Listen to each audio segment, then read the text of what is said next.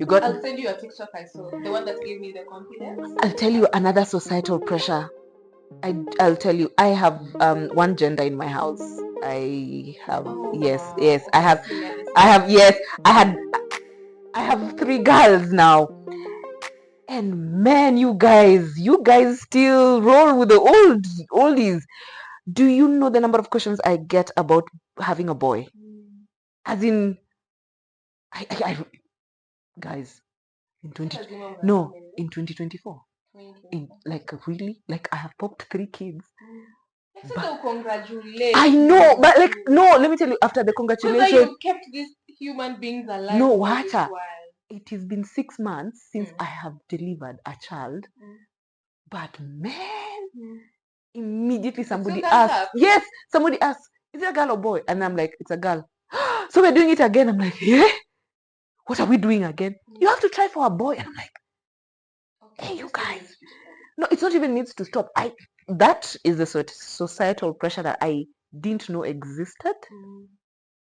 Honestly, I didn't know it existed at all. And at that particular point, I'm like, do you know the grace that God gave for me to actually deliver this child and survive? Like, you don't know. So yeah, that pressure, I know you have mixed. So I don't know, probably if you get it do you get it from the number of kids you need to have, or do you get it because gender you're balanced? It's funny because now for me, I'm talking, okay, what am I Lisa, by the way? Like, imagine. Like now as in it's shocking. And sometimes I even have to wake up and try and slap myself like, tamani kukuwa na mtoto kijana. Just try. Like, you remember even when I was telling you when I met your son, I'm like, oh, he's our son. Yeah. Because I'm like, yes, I love the boys for you. Because I love the boys for you. If I'm being honest, I think I'm also in that space. Yeah. I think it's just deep in us that you need to have a boy. Up until you're in that situation like you, it's when you realize that you guys are. But you know the thing is, I don't know. I don't know. Like even when we were doing the scans, and the doc would not decide. Like I told the doc, I don't want to know anyway. Like for me, I just want to have it. You remember you kept on asking me which gender, and I was like, to be very honest, I don't care. I just want a baby to come out. Yeah. So like when my husband found out it was a girl, he was so excited. So but he didn't tell me. He's just like, Then he was very excited. So I'm like, is it because you're getting a boy or what? Like, what's going on? But then I did not have any feeling towards it. And I'm trying to be honest because sometimes I think maybe I'm also sabotaging myself in my brain. But I'm like, no. Even when I saw the day I found out it was a girl, I was like, whoop, whoop, things I know how to do. Yeah. And even when she came out, I was just like, oh my God, I love you so much. Funny enough, I was scared to have a girl. You were scared to have a girl? Because I'm so used to having a boy. Like, do I apply? You cannot apply because things are different on this other side. Yeah. And then you have to remember that this girl will also grow up and go through the things you've gone through. It's really tough, honestly. Yeah, so for me, that's the pressure I find interesting. Like, I really find interesting. Then all of a sudden, just now start following on that trend. Now I notice like the world is kind of divided into 2. Now you being complete, you probably won't see it from that angle. I see boy moms. I see a lot of boy mom content. Like, I'm a boy mom. This is what boy moms are doing. Blah, blah, blah. If you're not a boy mom, keep scrolling and stuff like that. There's that version of social media content. And then there's the dads and the girls. There's also that side. Like, if you are not a dad with girls, you don't be here.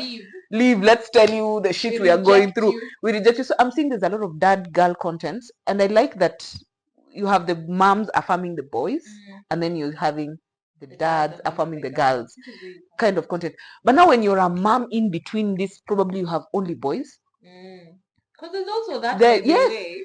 And I have a friend who has 4 boys, and I remember her 4th pregnancy was just like, oh my God, I hope it's a girl, man. If somebody asks me one more time, and then it came out a boy, she was just like, wait. I even saw Rihanna was once asked on red carpet, what is it that she can't do? And she was like, a girl. She can't make a girl. Like, she's realized she's made 2 boys. The one thing she's not so sure she can do is to make a girl. And I'm like, it's so interesting that we have that kind of What would you tell a mom who's going through that? Either that it's a societal boy pressure mom or or it's a a girl girl mom. mom, and it's multiple. See, one child. Let's say even 3, 4. Like your me. case. Yeah. Okay, I do not know how I feel about it, particularly at this point from a personal level. But I'm really grateful I have the girls I have. They check me. Like, I feel like they were for me. I don't know, like the children that were given to me were for me. They check, like, let me tell you, like, sometimes, like, my voice goes, like, I go to Luya, I default settings to my Luya ancestors, and these kids slap me back, like, yo, calm down. Why are you shouting? This is a house of respect. Wow. Like, tone it down. We can hear you. Just have a conversation with us. So sometimes I'd be there with a kiboko. I'm ready to beat people. Then, hey, my lawyers arrived. Like, hey. Relax. Violence is not allowed. We can talk it out, ma'am. So I feel like then we get to talk, man. We talk. And because I'm a talker, I really talk. I'm a talker, and for the longest time, I think I have been in environments where people haven't appreciated the fact that I talk, and I'm myself, and I'm confident about what I feel and how I feel. So most people are not confident with people who talk a lot because they assume you talk a lot because you don't have content. I do, and I stand by that. I read books. I interact with enough people. So whenever I tell you I'm a storyteller, I am generally a storyteller. So I like telling stories. So now with my kids, it's a different level. Let me tell you, we can talk from morning to evening, like our house. You visited us.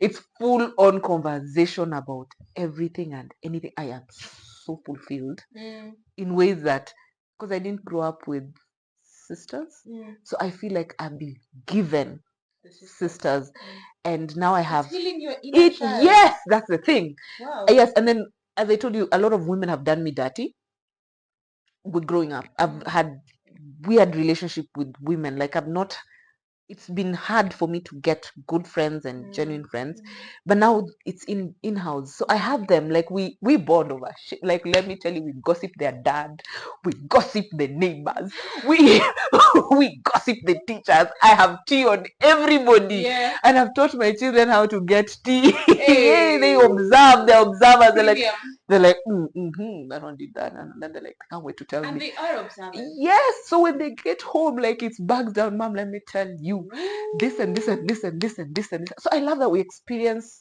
get to experience that. So I also feel like for boys, for mom with boys, it's also something they're healing on their side. Yeah. Because I understand boys love you differently. Yes.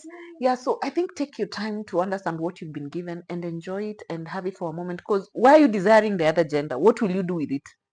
No, not in a bad way, but what is it that you want that gender to do with you? At the end of the day, it's a child. It's a child, and a child is they a come clean to your life with a reason. for a reason. You are literally a facilitator in their life. So you do your role. It's not your role to. I don't think it's a God-given right. I don't believe it's a God-given right to demand a certain gender. Yeah, I don't feel. I feel like it's so unfair to put that kind of pressure on a woman, and also put that pressure on yourself. Traditionally, I understand why. You remember I told you, I kind of get it. I'm not saying that it's not bad. It's bad to have a boy or to desire a boy. I get why. I get the lineage, blood continuity. I get it. I get it. And in some families more than others, it's important to have the next heir of the family. So I think it's also important to have that also, discussion. Like, I think in this day and age, even women can be heirs. Yes. Heir to the throne. Heir to the throne. I mean, I have seen it firsthand from my partner's side of the family. Yeah. So the women. Yes, it is possible. Yeah, it is, but I still. I mean, what will you do if you only have? I know. Utawachia sasa unaitengeneza kwa nini? So that pressure was interesting because I'm like, yo, it's been 6 months since I had the baby. Why are you asking me for a boy? And I remember look at my husband and I was like, tukijaribu alafu Hata mwache mtu hata nikwambia niko tunacheka naye muuliza alafu tu try alafu tupate demu utaniacha hospitali bana. Sasa nimeamka hapo niko na 4 girls alafu tena mkuje mniulize you trying again. And then I also for boymans they are pumped up. They're pumped up like unajua umezaa wanaume kuna wanaume 4 kuna wanaume 3. I feel they're pumped up and then I have been observing that for women who have girls they are suppressed. They're suppressed in a sense that it's like they're not women enough. So I was yes they're not women enough. You've seen it. I have. They're not women enough. Hajazaa ndume kwa boma. Therefore kwa sababu hajazaa ndume kwa boma tutamtafutia bwana bibi mwingine. Wow. And you know like when I see it and I'm like wow that's quite interesting. Because you're just here for a little season and you know people don't understand that part. You're just here for a little season. Your third generation won't remember you. Okay. Imagine how sad that is. It is sad.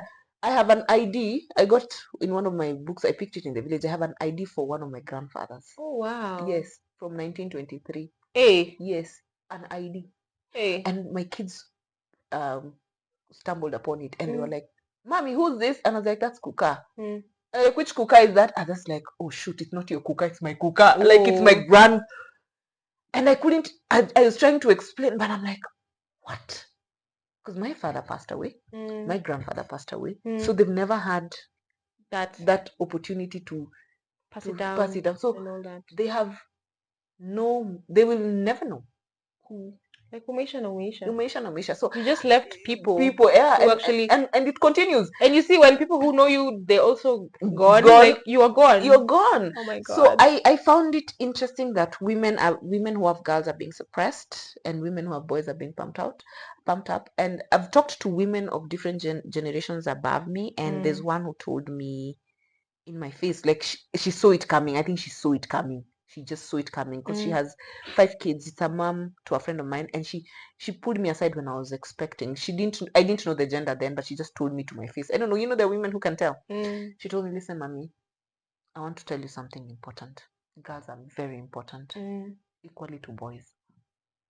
They care for their mom and their dads. So do not be under any pressure to try and give anyone a son." And I was like, okay. It's like women out here have women have killed themselves out here trying to give men sons. Yeah. I remember talking to the guys who do the scanning in hospital. Sonographers. And the sonographer told me that they stopped telling women their gender, especially of a certain community in the country, because their husbands would leave them in hospital. After they've delivered the girl, like immediately they notice it's a girl, the man would check out and not pay for even the scan, the hospital. Umemaliza kuzaa, amekuja kwa room, ameonya ni pink, it's a wrap, ameenda pink jet, blue jet. So that's the societal pressure that I find so interesting. So how to handle it? Good guy, bana, drink yourself some wine, kunywa chai. Forget it. You've done your best. Now glucose. You've done your best. For me, that's how you handle it. Yeah. If you balance and you want to add, by all means. Yeah. It's a choice. And I think we also, like, people need to get out of blaming the women for the gender. Again, it's not the women who decide the gender of the baby at the end of the day. So let's just be easy on our fellow moms, on our wives, on our husbands, on our families, our sisters, but like, let's just be gentle. And cut it on the men, because even the men being asked, uko tu na wasichana. I mean, what do you want that man to tell you? That he's not man enough. Like, sasa he's not man enough. Unataka kupatia seed weke kwa fridge.